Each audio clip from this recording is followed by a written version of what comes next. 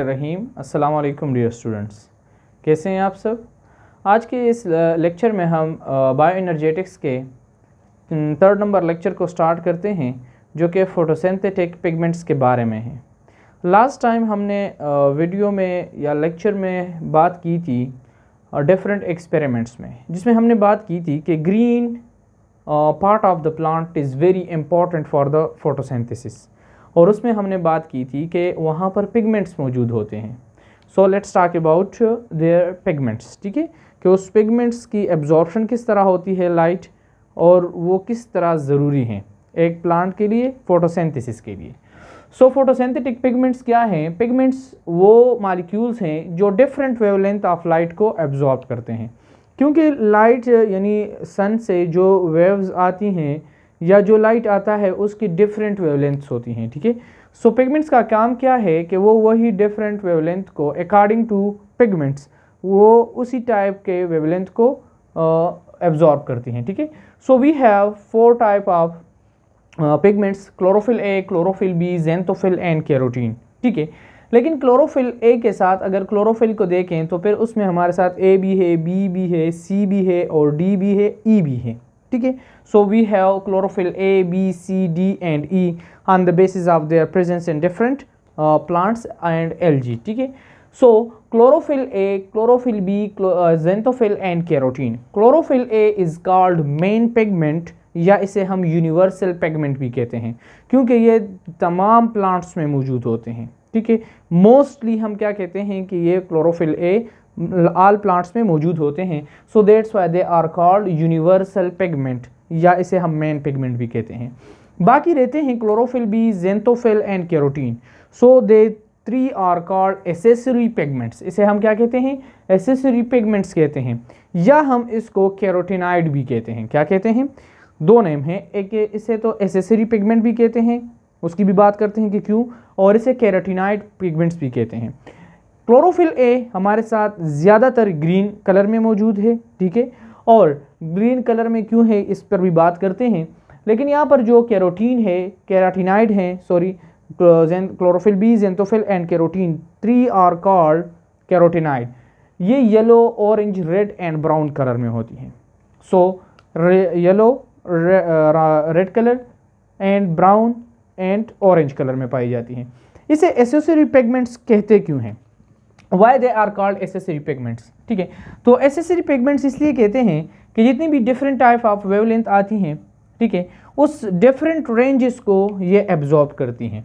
For example अगर chlorophyll A के लिए हम बता दें कि 1.1% फॉर एग्जांपल ये जो लाइट आ रही है उनमें ये एब्जॉर्ब करेगा, लेकिन ये जो बाकी रेज आती हैं तो इनका काम क्या होता है? वो एब्जॉर्ब करना। और देखें, जब 1% एब्जॉर्ब हो रहा है लेकिन 99% नीचे वाले एब्जॉर्ब कर रहे हैं, इट्स मीन कि ये क्या करते हैं, ये यही लाइट वापस क्लोरोफिल को देते हैं, और जब यही लाइट वापस क्लोरोफिल को देते हैं तो इसकी वजह से हमारे साथ इंक्रीज होती है फोटोसिंथेसिस में, यानी जितनी लाइट एब्जॉर्ब होगी उतनी फोटोसिंथेसिस होगी। So it increase photosynthetic efficiency. ये क्या करते हैं? फोटोसिंथेटिक एफिशिएंसी को इंक्रीज कर देते हैं, क्योंकि डिफरेंट टाइप ऑफ या different ranges of wavelength light की होती है, वो एब्जॉर्ब कर लेते हैं और वो फिर किसको देते हैं? क्लोरोफिल को वापस दे देते हैं। For example like photo system की अगर हम बात करेंगे, like that this is a photo system, here is a reaction centre where chlorophyll A is present, chlorophyll A are present, and this is a light harvesting complex। इसमें हमारे साथ carotenoid मौजूद होती हैं।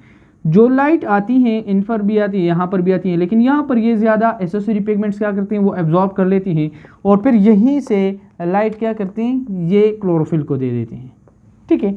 सो they are called accessory pigments. दूसरा, इनका काम क्या है? प्रोटेक्शन करना है किसका? क्लोरोफिल ए का। क्लोरोफिल ए का प्रोटेक्शन करना है किस चीज़ से? सोलराइजेशन से, या हम उसे कहते हैं फोटो ऑक्सीडेटिव डैमेजेस से, ठीक है। सो प्रोटेक्शन के साथ ही इसके लिए हम एक और वर्ड यूज़ करें, so they are shield pigments, they are shield pigments. Accessory pigments भी हो गई, कैरोटीनाइड भी हो गई, और इसे हम शील्ड पिगमेंट भी कहते हैं। इसके साथ ही हम इसको एक दूसरा नाम देते हैं कि दे आर एंटीना मॉलिक्यूल्स। ये किस चीज़ का काम कर रहे हैं, ये एक एंटीना मॉलिक्यूल का काम कर रही हैं, यानी सेंसिंग का काम कर रही हैं। इसी के साथ हम आते हैं क्लोरोफिल का। क्लोरोफिल होता क्या है, ठीक है। Chlorophyll is a organic complex compound, ठीक है, कम्प्लेक्स ऑर्गेनिक कंपाउंड है जो ज़्यादातर ब्लू और रेड पोर्शन ऑफ लाइट को एब्जॉर्ब करता है, क्योंकि हमारे साथ लाइट में क्या कितने पोर्शन हैं, 7 पोर्शन हैं, ठीक है, हमने लास्ट लेक्चर में पढ़ी थी, उसको आप काइंडली रिवाइज कर लें। Absorb blue and red portion of light, और क्या करते हैं, ग्रीन लाइट को ये रिफ्लेक्ट करती हैं, और जितनी ग्रीन लाइट को ये रिफ्लेक्ट करती हैं, सो दैट्स वाई क्लोरोफिल हमें नज़र भी ग्रीन कलर में आता है, ठीक है। क्लोरोफिल अपीयर किस कलर में होता है, ग्रीन में। Present in all plant except bacteria, ठीक है, बैक्टीरिया में नहीं होती, लेकिन इसके अलावा सारे प्लांट्स में मौजूद होती हैं, ठीक है। मोस्टली हमने बात की थी कि ये यूनिवर्सल है, क्योंकि ये सारे प्लांट्स में मौजूद होती है। आफ्टर दैट क्लोरोफिल बी को अगर हम देखें तो ये हायर प्लांट्स में होती हैं, लाइक जियोस्पर्म में, और उसके साथ ही ग्रीन एल्गी में होती हैं। क्लोरोफिल सी, डी एंड ई भी वेरियस ग्रुप्स ऑफ एल्गी में प्रेजेंट होती हैं, ठीक है। स्ट्रक्चर ऑफ क्लोरोफिल के ऊपर अगर आएँ कि स्ट्रक्चर इसका क्या होता है, किस तरह होता है, तो ये टेड पोल लाइक स्ट्रक्चर होता है, ठीक है। टेड पोल यानी इसका एक पोल है, ठीक है, और टेड लाइक स्ट्रक्चर है, ठीक है। अगर इसका देख लें तो हेड है और यहाँ पर टेल है। हेड को हम प्रोपायरिन हेड कहते हैं और टेल को हम पायटोल टेल कहते हैं, ठीक है। हेड में अगर देख लें तो आप हीमोग्लोबिन को उठा लें और इसको उठा लें तो दोनों सेम है, सिर्फ चेंज क्या है कि यहाँ पर मैग्नीशियम है मिड में और हीमोग्लोबिन में आयरन है, ठीक है। मैग्नीशियम आयन मौजूद हैं अनआयनाइज्ड फॉर्म में, और इसके इर्द गिर्द पायरोल रिंग्स मौजूद हैं। 4 पायरोल रिंग्स मौजूद हैं नाइट्रोजन के, नाइट्रोजन रिंग्स भी इसे कहते हैं, या उसे हम पायरोल रिंग भी कहते हैं। और इसी पायरोल रिंग जो 4 से बना हुआ है, that's why they are called tetrapyrrole ring. इसे क्या कहते हैं, टेट्रापायरोल रिंग कहते हैं, ठीक है। हेड पोर्शन को हम प्रोपायरिन हेड कहते हैं, और ये क्या होता है, हाइड्रोफिलिक होता है। हाइड्रोफिलिक का मतलब क्या है कि वाटर लविंग है, ठीक है। और इसी की तरह जो टेल है इसका, वो पायटोल होता है जो लॉन्ग हाइड्रोकार्बन चेन से बना होता है, ठीक है। किसी से बना होता है, लॉन्ग हाइड्रोकार्बन चेन से बना होता है, ठीक है, ओके, हाइड्रोकार्बन चेन से। And this is hydrophobic, water hating, water से ये डरता है, ठीक है। क्लोरोफिल ए और क्लोरोफिल बी के स्ट्रक्चर को अगर हम देखें तो इसमें सिर्फ एक ही डिफरेंस है, क्लोरोफिल बी भी इसी तरह है, लेकिन यहाँ पर क्लोरोफिल ए में मिथाइल ग्रुप अटैच है प्रोपायरिन के साथ। सिर्फ एक ही फंक्शनल ग्रुप के चेंजेस पर इसके स्ट्रक्चर चेंज हो रही है, ठीक है। प्रोपायरिन हेड पर क्या अटैच है, मिथाइल ग्रुप अटैच है, CH3। और क्लोरोफिल बी में अगर देखें तो प्रोपायरिन हेड के साथ functional group carbonyl group attach है। सिर्फ यही आपने डिफरेंस याद करनी है कि क्लोरोफिल ए और क्लोरोफिल बी में डिफरेंस क्या है स्ट्रक्चर में, इन दोनों में फंक्शनल ग्रुप सिर्फ चेंज है। प्रोपायरिन हेड के साथ मिथाइल ग्रुप अटैच है, so they are called chlorophyll A. अगर आप प्रोपायरिन हेड के साथ कार्बोनाइल ग्रुप अटैच कर लें, so this one is called chlorophyll B.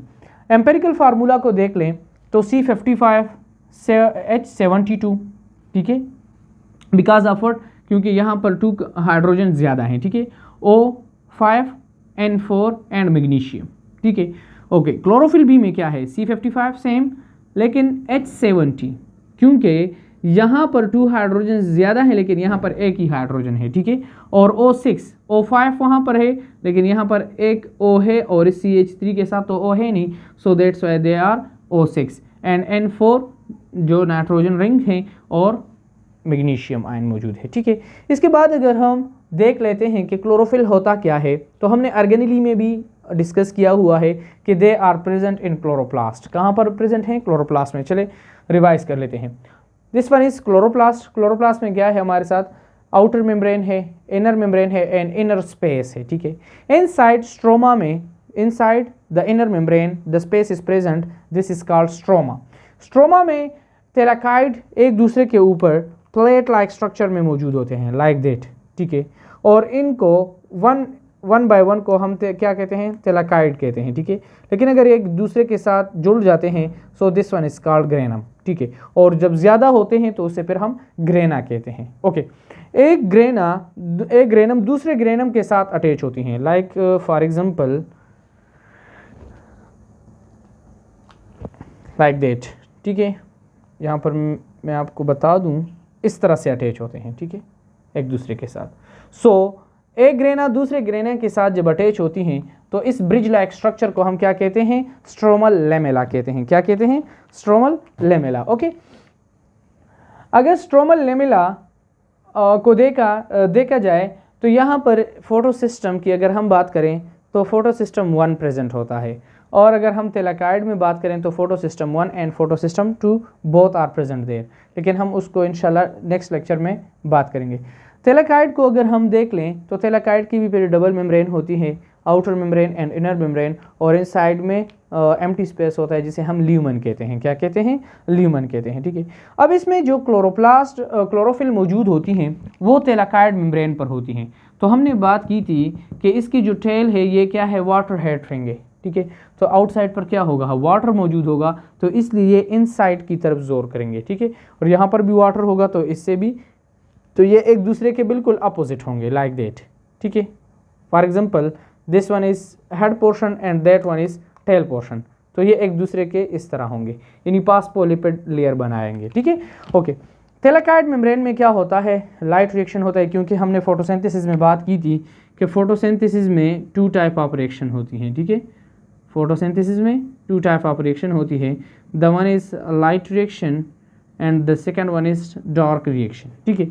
जो लाइट रिएक्शन है वो कहाँ पर होगी? थैलाकाइड में होगी, और जो डार्क रिएक्शन है वो स्ट्रोमा में होगी, ठीक है। कहाँ पर होगी? स्ट्रोमा में होगी।